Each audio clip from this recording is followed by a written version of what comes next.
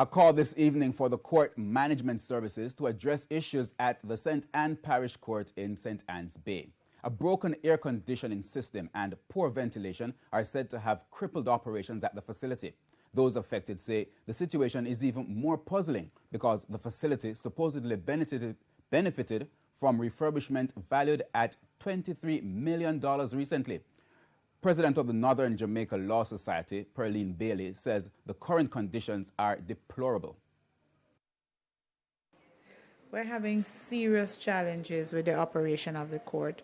The main courtroom is out of commission because the windows that have been recently installed can only open to a particular extent.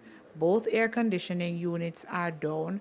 The place is extremely hot and court is unable to sit in that room. As a result, we have had to move the criminal court downstairs in what was a civil court room. The civil court room is now in the lunchroom for the staff of the courthouse, and there is no room.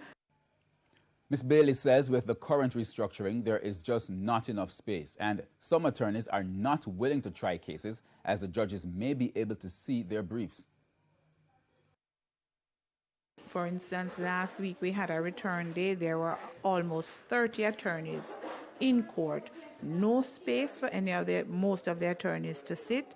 Half of us were standing in the kitchen of the courthouse waiting to hear our matters being called in order to deal with them.